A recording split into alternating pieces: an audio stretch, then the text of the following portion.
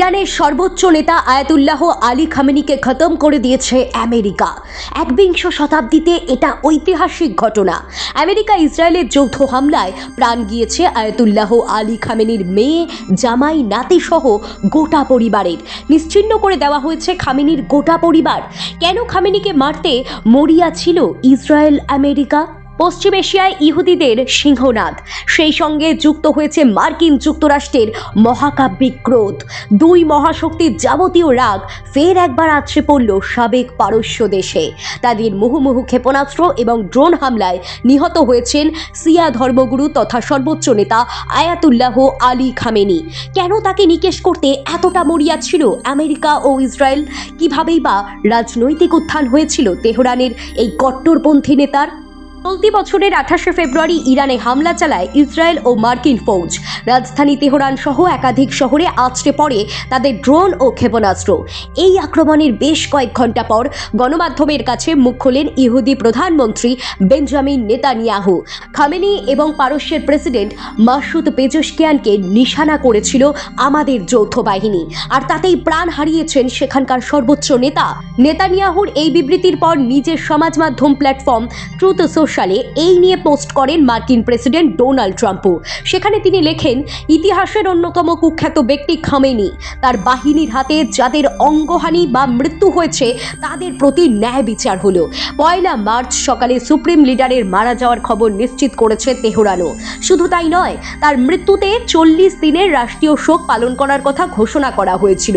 কিন্তু ইরান জুড়ে রাস্তায় নেমে পড়েছেন সাধারণ মানুষ। তারা উদযাপন করছেন খামেনির মৃত্যুকে। তারা বলছেন খামেনির মৃত্যুতে তারা যেন নতুন করে স্বাধীনতা পেলেন। 1939 সালের 19শে এপ্রিল ইরানের ঐতিহাসিক মাসহাদ শহরে জন্ম হয়েছিল আলী খামেনি। তার বাবা সৈয়দ জাভেদের শরীরে ছিল আজারবাইজানের তুর্কি রক্ত। অন্যদিকে পার্সি পরিবারের মেয়ে ছিলেন তার মা। 8 ভাই বোনের মধ্যে খামেনি তাদের দ্বিতীয় সন্তান। মাত্র 4 বছর বয়সে ধর্মীয় শিক্ষা নিতে শুরু করেন তিনি। পবিত্র কোরআন পাঠের মধ্য দিয়ে সূচনা করেন সেই শিক্ষা। বড় হয়ে ওঠার সঙ্গে সঙ্গে ধর্মনিরপেক্ষ বুদ্ধিজীবীদের সঙ্গে মেলামেশা বাড়ে তার। ইরানে তখন পুরোদস্ত রাজশাহী চলছে। তেহরানের তখতে রয়েছেন মোহাম্মদ রেজা শাহ পেহলাভি।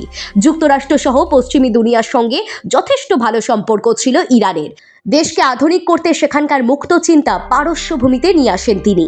শিয়া কট্টরপন্থীরা তা একেবারেই ভালো চোখে দেখেননি। ফলে রাজতন্ত্রের বিরুদ্ধে দানা বাঁধে ক্ষোভ। বিক্ষোভের নেতৃত্বে ছিলেন রুহুল্লাহ খোমেনি নামের এক ধর্মীয় নেতা। ধীরে ধীরে তার দিকে ঝুঁকতে শুরু করে আলী খামেনি। ইরানের সরকারি নথি অনুযায়ী রেজা শাহ পাহলাভির শাসনকালে রাজশাহীর বিরুদ্ধে আন্দোলনের জন্য অন্তত 6 বার গ্রেফতার হয়েছিলেন খামেনি।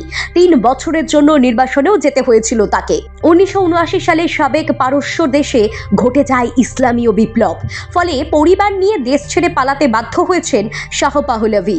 এই বিপ্লবের অন্যতম মুখ ছিলেন খামেনি। ফলে ক্ষমতা বদলের সঙ্গে সঙ্গে রাজনৈতিক উত্থান ঘটতে থাকে তারও। ইসলামীয় বিপ্লবের পর ইরানকে কট্টরপন্থী শিয়া রাষ্ট্র হিসেবে গড়ে তোলেন রুহুল্লাহ খামেনি। দেশের সর্বোচ্চ নেতা বা সুপ্রিম লিডারের পদ গ্রহণ করেন তিনি। ততদিনে অবশ্য তার ঘনিষ্ঠ বলয়ের মধ্যে চলে এসেছিলেন আয়াতুল্লাহ আলী খামেনি। ফলে প্রশাসনিক স্তরে দ্রুত উত্থান হতে শুরু করে তার। বিপ্লবের 1 বছরের মাথায় তেহরান আক্রমণ করেন ইরাকি প্রেসিডেন্ট সাদ্দাম হোসেন। ফলে পড়শি দেশটির সঙ্গে দীর্ঘ এক রক্তক্ষয়ী সংঘর্ষে জড়িয়ে পড়ে পারস্যের ফৌজ। ইরাক যুদ্ধ টানা 8 বছর চলেছিল। এতে নেতৃত্ব দিয়ে পারস্যের ফৌজকে যথেষ্ট সুবিধাজনক জায়গায় নিয়ে যান খামেনি। লড়াই চলাকালীনই 1981 সালের 27শে জুন একরকম মৃত্যুর মুখ থেকে ফিরে এসেছিলেন আয়াতুল্লাহ আলী খামেনি। ওই দিন তেহরানের আবুজায় একটি মসজিদে ভয়ঙ্কর বিস্ফোরণ ঘটেছিল।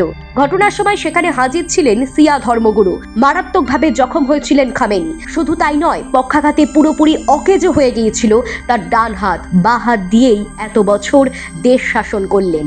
তবে তেহরানের মসজিদে বিস্ফোরণে খামেনিকে দমাতে পারেনি। হাসপাতাল থেকে ফিরে পুরোদস্ত রাজনৈতিক এবং প্রশাসনিক কাজ তিনি চালিয়ে যান। তাকে হত্যার ষড়যন্ত্রে লিপ্তদের কেউ রেহাই পায়নি পরে। উল্টে একের পর এক চ্যালেঞ্জ টপকে ইরানি আধা সেনা ইসলামিক রেভলিউশনারি গার্ড কোর বা IRGC-কে আরও শক্তিশালী করে তোলেন খামেনি। এই বাহিনীর আনুগত্য ছিল শুধুই সুপ্রিম লিডার বা দেশের সর্বোচ্চ নেতার প্রতি। ইসরায়েলের বিরুদ্ধে গড়ে ওঠা এই প্রতিরোধের অক্ষকে খোলা সমর্থন দিয়েছিলেন আয়াতুল্লাহ আলী খামেনি। পাশাপাশি দীর্ঘদিন ধরেই ইরানকে পরমাণু শক্তিধর হিসেবে গড়ে তোলার স্বপ্ন ছিল তার। সেই লক্ষ্যে IRGCর তত্ত্বাবধানে পারস্যের প্রতিরক্ষা গবেষকদের ইউরেনিয়াম শুদ্ধকরণের কাজে লাগান তিনি। বিষয়টি নজরে আসতেই তেড়ে ফুঁড়ে ওঠে ইসরায়েল। ফলে এক এক করে ইরানের সামরিক বিজ্ঞানীদের নিকেশ করা শুরু করে ইহুদি গুপ্তচর বাহিনী মোসাদ। ইহুদিদের চক্রান্ত ধরে ফেলতে খামেনির কিন্তু বেশি সময় লাগেনি। তাকে গদি থেকে সরানোর চেষ্টা করেছিল আমেরিকাও। ফলে প্রায়ই ইসরায়েলকে ছোট শয়তান এবং যুক্তরাষ্ট্রকে বড় শয়তান বলে উল্লেখ করতেন আয়াতুল্লাহ আলী খামেনি। 1979 সালের বিপ্লবের পর ইরানি মহিলাদের হিজাব পরাকে বাধ্যতামূলক করেন তার পূর্বসূরি রুহুল্লাহ খামেনি। 1983 সালে এই নিয়ে কঠোর আইন পাশ হয় তেহরানের পার্লামেন্টে। এই আইন বলবৎ করতে পারস্য দেশে গড়ে ওঠে নীতি পুলিশ নামের একটি বাহিনী। হিজাব বাধ্যতামূলক হওয়ায় ইরানি আমজনতার মধ্যে ক্ষোভ বাড়ছিল। গত শতাব্দীর 90 দশক থেকেই নীতি পুলিশের বিরুদ্ধে অত্যাচারের ভুরি ভুরি অভিযোগ উঠতে শুরু করেছিল। নিন্দুকদের কথায় সবটাই চলত খামেনির আঙুলের ইশারায়। গত বছর ডলারের নিরিখে ইরানি মুদ্রার দাম মারাত্মকভাবে পড়ে গেলে রাস্তায় নেমে আসে আন্দোলন। এই আন্দোলন দমন করতে বিদেশি ভাড়াটে সেনা নামিয়ে দেন খামেনি। আন্দোলনকারীদের ওপর নির্বিচারে গুলি চালাতে দ্বিধা করেননি তারা। এবার খামেনির মৃত্যুতে ফের ক্ষমতার পালাবদল দেখবে ইরান। সংঘর্ষের মধ্যে সেই জল্পনাই এখন ঘুরপাক খাচ্ছে পশ্চিম এশিয়ার আকাশে। ইসরায়েল ও আমেরিকার যৌথ হামলায় প্রাণ হারিয়েছেন পারস্যের প্রতিরক্ষা মন্ত্রীও। ফলে তার গদিতে তেহরান কাকে বসায় সেটাও এখন দেখার। অর্থাৎ মধ্যপ্রাচ্যে যে যুদ্ধের আগুন ছড়িয়ে পড়েছে তা কি তৃতীয় বিশ্বযুদ্ধের রূপ নেবে? সে বিষয় নিয়ে বিভিন্ন মহলেই আলোচনা হচ্ছে। এখনো পর্যন্ত যুদ্ধ চলছে। খামেনির মৃত্যুতেও থামেনি আমেরিকা। ইরানে একের পর এক অ্যাটাক হচ্ছে।